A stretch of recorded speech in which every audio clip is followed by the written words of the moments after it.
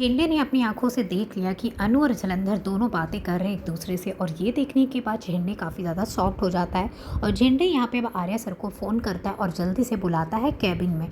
Arya sir जैसे वहाँ पे आते तो झेंडे कहता है कि तुम्हें यकीन नहीं आएगा अभी मैं जो तुम्हें बताने जा रहा हूँ। तो आर्या सर पूछते हैं क्यों, क्या हुआ। तो यहाँ पे झेंडे उन्हें बताते हैं कि अभी अभी अनु जो है वो जलंधर से बात कर रही थी। जलंधर जेल से भाग चुका है जैसा कि तुम्हें पता है, और अब यहाँ पे जलंधर अनु तक पहुँच गया है। वो अनु से कुछ बातें कह रहा था, और क्या कह रहा था मुझे नहीं पता, लेकिन ये बहुत बड़ी प्रॉब्लम हो जाएगी अगर जलंधर ने फिर से अनु के पीछे लगा और कुछ ना कुछ उसे बताने की कोशिश की। आर्या सर भी बहुत ज़्यादा घबरा जाते हैं। यहाँ पे देखेंगे अनु जैसे निकलती है वहाँ पे सिद्धि माता के यहाँ से मिलने के बाद, तो जलंधर जो यहाँ पे सफाई करने वाला बनकर घूम रहा होता है, और जैसे अनु उसके पास आती है तो वो जल्दी से अनु को पकड़ लेता है और उससे बातें करना चाहता है। अब अनु यहाँ पे जलंधर से बात नहीं करना चाहती, वो हर हालत में उसकी एक बात नहीं सुनना चाहती और वहाँ से भागने लगती है। लेकिन जलंधर उसे कहता है बस मेरी एक बात तो सुन लो। तो वो कहता है कि तुम एक काम करना, आर्या को ना 2 बात बता देना। पहली बात उसे ये बता देना कि मैं जेल से भाग चुका हूँ। दूसरी बात जो तुम्हें आर्या को बताना बहुत ज़रूरी है, आर्या से पूछना बहुत ज़रूरी है, वो ये बात है कि तुम आर्या से बस इतना पूछो कि तुम्हारी जो राजनंदिनी है उसकी मौत कैसे हुई थी। तो ये बात सुनने के बाद अनु शॉक्ड हो जाती है, फिर से शुरू हो गया राजनंदिनी का नाम लेकर। तो वो कहता है कि तुम जरूर पूछना आर्या से कि राजनंदिनी की मौत कैसे हुई थी, और इतना कहते हुए जलंधर वहाँ से चला जाता है। झेंडे सब कुछ देख रहा होता है कैमरा में, क्योंकि अनु ने जो घड़ी पहनी होती है उसमें एक कैमरा लगा होता है।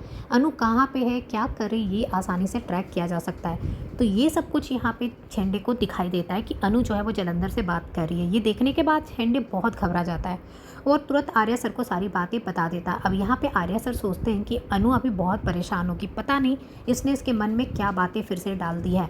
वहीं पे झेंडे भी परेशान हो रहा होता है कि पता नहीं इस बार जलंधर ने फिर अनु से क्या कहा होगा। झेंडे आर्या से कहता है कि तुम जब घर जाओगे तो ये जानने की कोशिश करो कि उसने अनु को क्या बात बोला है। तुम ये देखो कि अनु क्या बहुत परेशान दिखाई दे रही या क्या कुछ लग रहा है तुम्हें।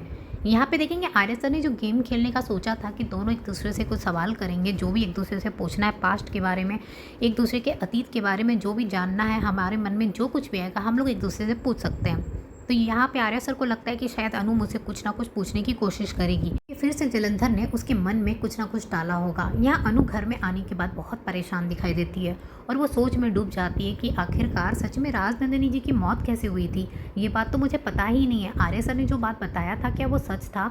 राजनंदिनी जी की मौत कैसे हुई थी मुझे सच तो जानना ही पड़ेगा, लेकिन मैं किससे पूछूँ ये बात मुझे समझ में नहीं आ रहा है। अब यहाँ पे वो आर्या सर के साथ जब गेम खेल रही होती तो कुछ कुछ पूछने की कोशिश तो कर रही होती, लेकिन आर्या सर यहाँ पे राजनंदिनी के बारे में बताने के लिए कुछ भी इंटरेस्ट नहीं होते हैं, क्योंकि राजनंदिनी का नाम सुनते ही आर्या सर आजकल बहुत गुस्से में आ जाते हैं।